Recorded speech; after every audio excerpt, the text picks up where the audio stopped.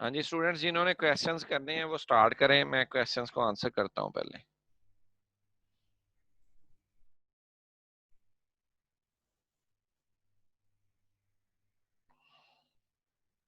बहुत ये मीर मीर बच्चे पढ़ते हैं ये नहीं होता।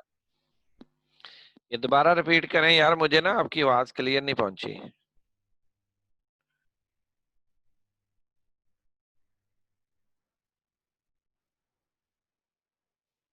अभी भी मुझे आवाज नहीं आ रही।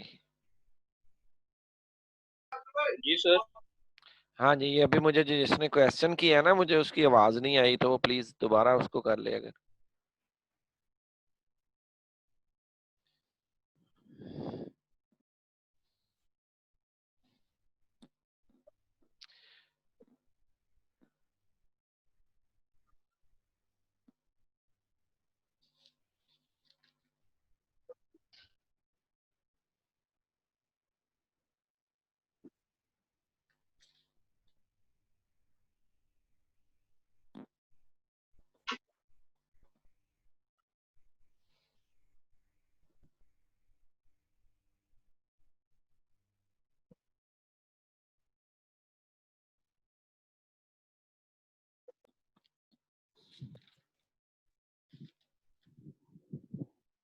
अच्छा जी, मुझे लगता है फिर हैंड पे हम आंसर क्वेश्चंस कर लेते हैं।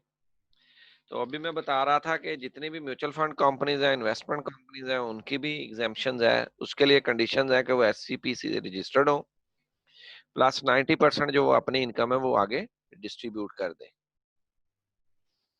फिर उसके बाद कोई भी ट्रस्ट है, वेलफेयर इंस्टीट्यूशंस है, नॉन प्रॉफिट ऑर्गेनाइजेशंस है, ये तमाम ऑर्गेनाइजेशंस जो नॉन प्रॉफिट कंसर्न्स में आती हैं, उनकी जो इनकम होती है वो सारी की सारी टैक्स से एग्जेम्प्ट होती है।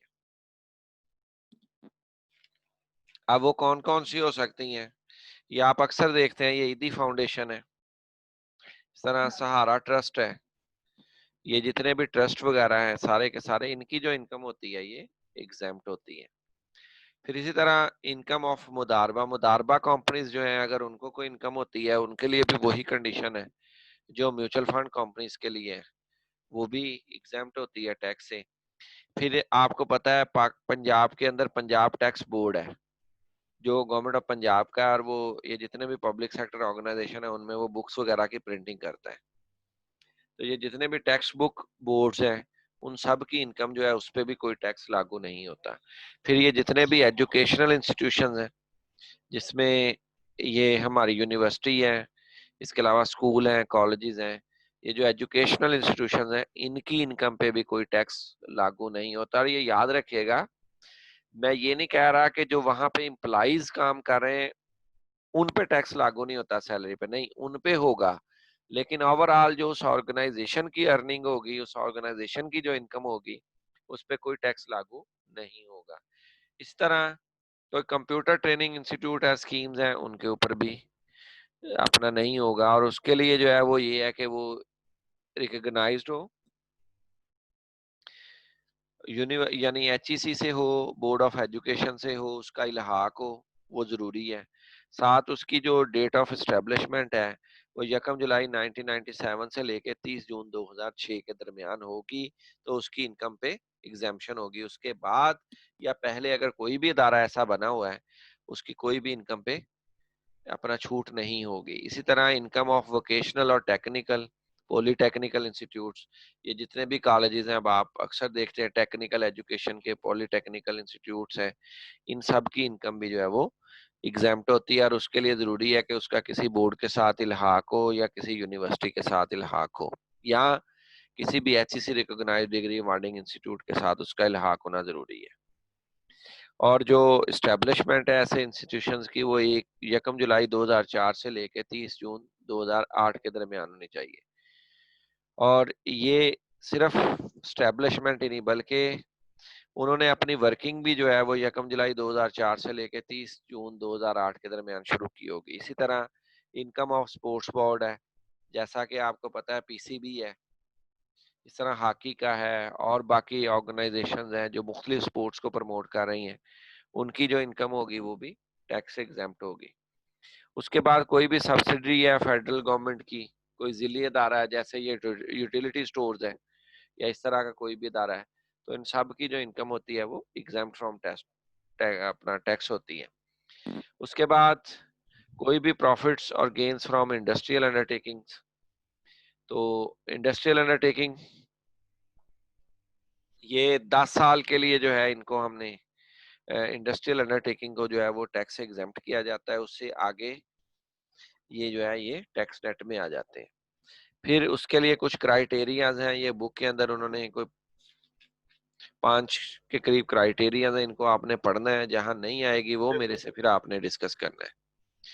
फिर उसी तरह इनकम अर्नड है फ्रॉम फॉरेन एंटरप्राइजेस, कोई भी बाहर का जो एंटरप्राइज है, किसी बाहर के मुल्क में कोई अगर बिजनेस हो रहा है, उसकी जो ऑर्गेनाइजेशन की जो इनकम है वो भी एग्जेम्प्ट फ्रॉम टैक्स हो गए। फॉर एग्जांपल आप चैनवन है, अगर वो बाहर के मुल्क में अपना बिजनेस कर रहे हैं, चैनवन की कुछ ब्रांचेस मुल्क से बाहर हैं, कुछ मुल्क के अंदर है, जो मुल्क के बाहर वाली ब्रांचेस हैं उनकी इनकम पे टैक्स लागू नहीं होगा, लेकिन ये पाकिस्तान के अंदर ब्रांचेस हैं उन पे वो टैक्स लागू होगा। अच्छा जी, उसके बाद है income from electric power generation projects. ये जितने भी, अब आपको पता है मंगला डैम पे हाइड्रो पावर, उसके बाद सोलर पावर, ये जितने भी प्लांट्स लगे हुए हैं गवर्नमेंट ऑफ पाकिस्तान के, उनको जो अर्निंग मिल रही है वो भी एग्जाम्प्ट है टैक्स से। उसके बाद कंप्यूटर सॉफ्टवेयर जो है इनकी पहले तक होती थी, लेकिन अब जो है ये मेरा ख्याल है फुली अपना टैक्सेबल हो गई, इसको हम नहीं लेंगे। उसके बाद income of micro finance banks, ये अब आपको पता है यहाँ पे टेलीनॉर माइक्रो फाइनेंस है, तमीर बैंक है, मोबलिंक का है, यू बैंक है, ये सारों की जो इनकम है उनके ऊपर भी गवर्नमेंट ने एग्जाम्पशन रखी हुई है, और फॉर द 5 इयर्स। और उसके लिए ये है कि वो 1/7/2007 से शुरू हुए हों, और banks are not issue dividends to their share holders, और वो अपने शेयर होल्डर्स को कोई डिविडेंड ना दें, और profits and gain shall be utilised to micro finance operations only, और उनके जो प्रॉफिट्स वगैरह हैं उनको दोबारा से माइक्रो फाइनेंस ऑपरेशंस के लिए ही इस्तेमाल किया जाता हो।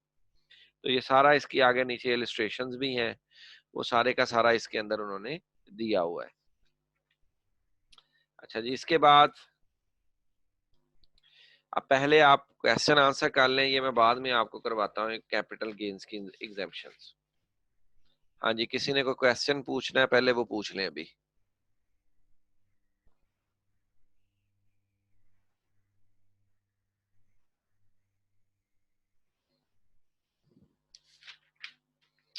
हाँ जी स्टूडेंट्स, कोई क्वेश्चन आपने पूछना है पूछ लें। Excuse me sir. जी जी प्लीज। सर लास्ट लेक्चर में आप बात करें तो 168 डेज वो नेटवर्क खराब था, तो उसकी वजह से मैं वो क्वेश्चन नहीं पूछ सका। हाँ जी पूछे। यहाँ पे बिल्कुल यहाँ पे आप किस चीज के बारे में बता रहे थे? 168 डेज मिनिमम। हाँ जी, वो मैं बता रहा था रेजिडेंट स्टेटस। रेजिडेंट होता है मकामी।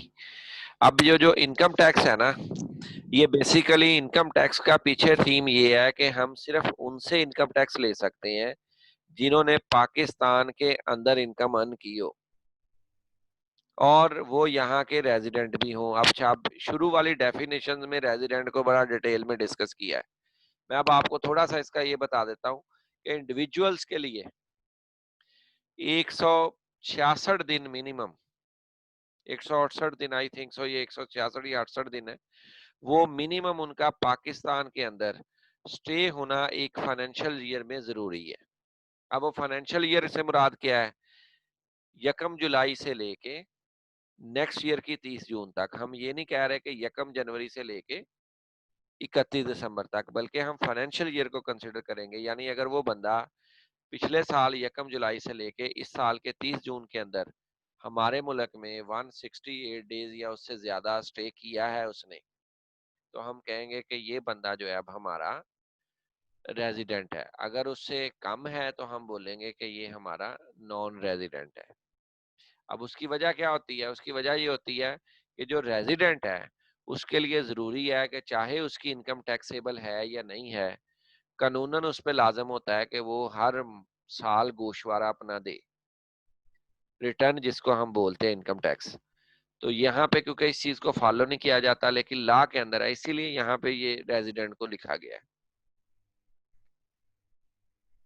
और इसके अलावा सर एक सवाल है कि जो गोशवारे जमा करवाते हैं वो कैसे करवाते हैं और हाँ जी, किस तरह करवाते हैं? उसका मैं बताता हूँ। उसका देखिए, आज हम कर क्या रहे हैं बेसिकली। हम अब पहले ये जो लॉ होता है ना, जिसमें कानून की बातें होती हैं, तो उसमें सबसे पहले कानून का इल्म होना जरूरी है कि किस चीज पे हमने टैक्स अदा करना है, किस चीज पे टैक्स अदा नहीं करना। और फिर जो कानून है वो हर एक के लिए अलग अलग है। यानी अगर कोई इनकम फ्रॉम सैलरी है, उस पे कानून अलग है। अगर कोई इनकम फ्रॉम बिजनेस ले रहा है, उस पे कानून अलग है। अगर कोई कैपिटल गेन से अपना ले रहा है, उस पे कानून अलग है। अच्छा, अब रिटर्न कैसे दी जाती है? बेसिकली अब 31 दिसंबर, ये जब अपना 31, हमारा यहाँ पे 30 जून खत्म हो जाएगा ना ये साल, तो 1 जुलाई से ऑनवर्ड फिर गवर्नमेंट ऑफ पाकिस्तान ये अनाउंस करेगी कि अब आप अपना जो पिछला साल आपका गुजरा है उसकी हमें रिटर्न फाइल करें। रिटर्न से मुराद यह है कि हमें इंफॉर्मेशन दें कि आपने कितनी इनकम जनरेट की है, और फिर उसके मुताबिक वो एक आयरस सॉफ्टवेयर है ऑनलाइन, अपना इन FBR की वेबसाइट पे, वहां पे एक बकायदा से पहले एक NTN बनाया जाता है। NTN के बाद फिर वहां पे लॉगिन वगैरह बनाया जाता है। जैसे ही अब आप मीटिंग कर रहे हैं ना, तो मीटिंग में अब आपने एक अपना ID बना लिया है, तो ID के बाद अब आप लोग उसको ज्वाइन करते हैं। तो इसी तरह उसमें फिर वो आपकी एक रिटर्न ओपन हो जाती है। वो मैं ऐसा करूंगा कि आपको जो है ना, ये जब डेफिनेशन हो जाएंगी, तो फिर स्क्रीन शेयर की मदद से ना आपको नेट पे मैं सारी वो चीजें ब्रीफ ओवरव्यू दूंगा कि ये देखें, यहाँ से हम NTN अप्लाई करेंगे। पहले NTN में हम अपनी सारी डिटेल लिखेंगे। फिर नेक्स्ट स्टेप पे मैं आपको रिटर्न अपनी ओपन करके दिखा दूंगा कि ये देखें, ये मैंने अपनी रिटर्न ओपन की है, इसके मुताबिक ये वो मेरे से इंफॉर्मेशन ले रहे हैं। तो ये ऑटोमेटेड सिस्टम है अब, और फिर उसी से ऑनलाइन सबमिशन हो जाती है। अभी हम सिर्फ डेफिनेशंस और एग्जाम्पशंस पढ़ रहे हैं ताकि हमें इल्म हो जाए कि हमने किस चीज पे टैक्स देना है, किस पे नहीं देना,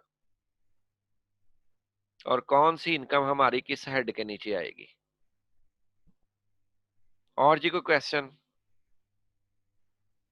सर जी जी प्लीज।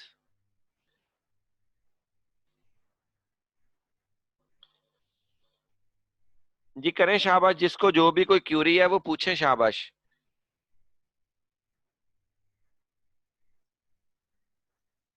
सर अगर कोई पाकिस्तान का रेजिडेंट है और वो इनकम फ्रीलांसिंग के जरिए जनरेट कर रहा है, मतलब कि बाहर के मुल्क से, तो उस पे भी टैक्स होगा? हाँ, अब इस पे दो आ रहा है। ये पहले जो है ना, इस चीज को टैक्स नेट में नहीं लाया गया था। यही वजह थी कि अब आपके लिए ये अब होगा कि ये जितने भी यहाँ पे अब पाकिस्तान के अंदर लोग हैं ना, मसला यूट्यूब है या बाकी हैं, उनसे वो कहते हैं कि इनकम तो वो जनरेट कर रहा है पाकिस्तान की बाउंड्रीज में, लेकिन वो आगे क्या कहते हैं? वो कहते हैं जी यहाँ पे तो नहीं ना, उसको इनकम तो फॉरेन से आ रही है, सर्विसेज तो वो उनको दे रहा है। तो इस पे अब क्या है कि कुछ जगह पे उसको एग्जाम्पशन मिल रही है, कुछ जगह पे एग्जाम्पशन नहीं मिल रही। अब इसकी वजह क्या है? क्योंकि ये इनकम इतनी डॉक्यूमेंटेड नहीं है। अगर डॉक्यूमेंटेड हो तो एज पर अब इस पे कानून साजी हो रही है, आने वाले दिनों में इस पे बाकायदा से होगा कि ये टैक्स नेट में गवर्नमेंट लाना चाह रही है इसको, और वो लाएगी।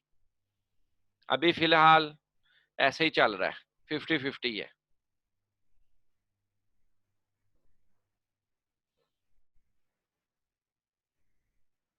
और जी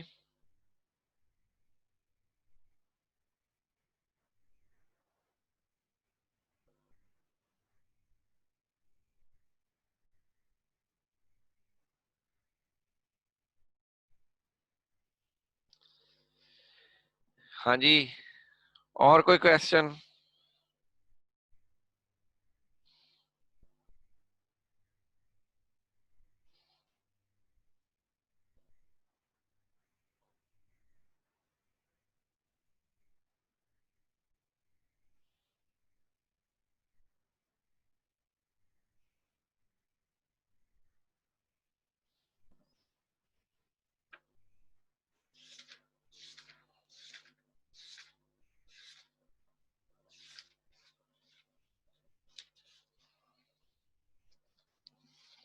अच्छा चलें जी, आप फिर नेक्स्ट चलते हैं।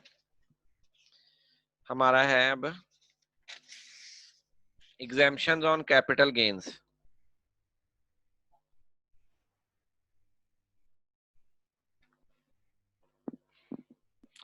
अच्छा, अब इसके उसके अंदर ये है कि अभी रिसेंटली मैं आपको थोड़ा सा बता देता हूँ। आपको पता है ये कोई 2 माह पहले गवर्नमेंट ऑफ पाकिस्तान ने ये हाउसिंग पाकिस्तान नया पाकिस्तान हाउसिंग स्कीम एक मुतारफ करवाई है। उसके अंदर उन्होंने अब इन्वेस्टर्स को बोला है कि अगर आप इस प्रोजेक्ट में लगाएंगे आपको जो इनकम होगी वो टैक्स से एग्जेम्प्ट होगी। तो इसी तरह ये कुछ सेकंड शेड्यूल में क्लास 113 में है, कुछ चीजें क्लास 114 में है। इसमें ये होता है कि कुछ स्पेशल गवर्नमेंट जो है वो कुछ स्पेशल जोन बना देती है, tax free zones, to promote the some specific industry, या किसी एरिया को डेवलप करने के लिए वो स्पेशल इंडस्ट्रियल जोन्स जो है वो बना देती है। जैसा कि पाकिस्तान के अंदर यहाँ पे अगर आप देखें तो साइया वाला इंटरचेंज के साथ एक स्पेशल इंडस्ट्रियल जोन बनाया गया है। अब उसके अंदर क्या है, अगर कोई भी बिजनेस आके उसमें इन्वेस्टमेंट करेगा, उसको किसी भी किस्म की कोई इनकम होगी वो एग्जेम्प्ट होगी। तो ये सारा जो है ये उसी में आता है कि जो स्पेशल जोन्स के अंदर अगर कोई आप प्रॉपर्टी को लेन देन करने के बाद गिवन टाइम के अंदर अगर कोई आप इनकम जनरेट करते हैं तो वो इनकम भी हमारी टैक्स से एग्जेम्प्ट होती है। ठीक है जी। इसके अलावा अब एक और हेड होता है जिसको हम बोलते हैं इनकम फ्रॉम अदर सोर्स। हमने अभी तक पढ़ी थी एग्रीकल्चर इनकम पढ़ी थी, इनकम फ्रॉम सैलरी पढ़ा था, इनकम फ्रॉम बिजनेस पढ़ा था, कैपिटल गेन्स पढ़ा था। अब आगे आ जाएगा, उसको हम बोलते हैं इनकम फ्रॉम अदर सोर्स। जो इनकम फ्रॉम अदर सोर्स होती है वो इनकम होती है जो आपको ना बिजनेस करने से मिले, ना आपको किसी सैलरी की शेप में मिले, ना आप कोई कैपिटल एसेट सेल परचेज करके उसको जनरेट करें, ना फिर लास्ट टाइम आप कोई प्रॉपर्टी वगैरह का रेंट लें। उमर साहब माइक बंद कर लें अपना। तो ये इसमें अंदर क्या होता है, अब आपको पता है बहुत सारी प्राइज मनीज मिलती हैं, मसलन ये अवार्ड्स मिलते हैं, प्राइज मनी मिलती है, मुख्तलिफ अदारों से मिलती है, प्रेसिडेंट ऑफ पाकिस्तान से मिलती है। तो इस शक्ल में प्रेसिडेंट ऑफ पाकिस्तान जो भी कोई इनाम देता है वो सारे का सारा इनाम जो होता है वो एग्जेम्प्ट होता है टैक्स से, उस पर कोई भी इनकम नहीं होती। फॉर एग्जाम्पल ये पाकिस्तानी टीम है, अगर जीती है, पाकिस्तानी इनकम अगर जीती है, अपना ये पाकिस्तानी क्रिकेट टीम जो है वो अब ये चैंपियन ट्रॉफी जीती थी तो उसको गवर्नमेंट ऑफ पाकिस्तान की तरफ से प्राइज मनी मिली थी। अब प्रेसिडेंट जो भी इस तरह की मनी अनाउंस करेगा उनको देगा, वो सारी की सारी एग्जेम्प्ट होगी, और ये प्रेसिडेंट के लिए, बाकियों के लिए नहीं है।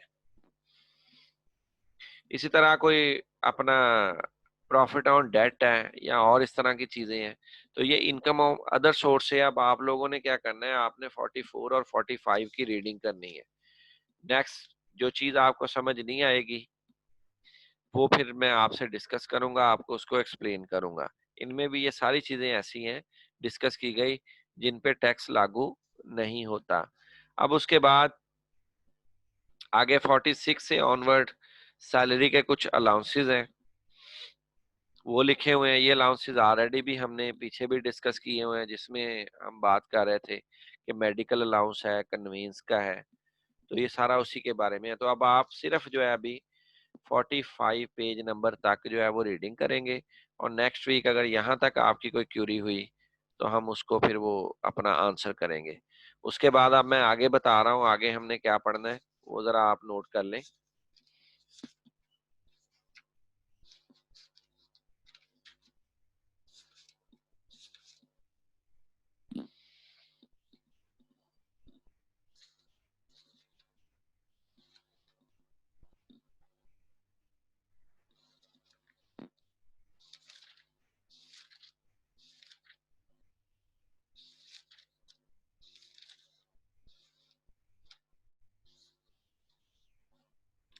पेज 195 पे अब हम आगे जाके इनलैंड रेवेन्यू अथॉरिटीज को डिस्कस करेंगे। तो अब आप लोगों ने इनलैंड रेवेन्यू अथॉरिटीज जो है इसके बारे में मैंने असाइनमेंट में भी क्वेश्चन दिए थे, तो अब ये डिटेल में हम आने वाले दिनों में इसको डिस्कस करेंगे कि इनलैंड रेवेन्यू में कौन कौन सी डेजिग्नेशन पोस्ट हैं और हर पोस्ट के क्या फंक्शंस हैं, उनके क्या अपना राइट्स हैं, क्या उनकी ड्यूटीज हैं, क्या उनकी पावर्स हैं।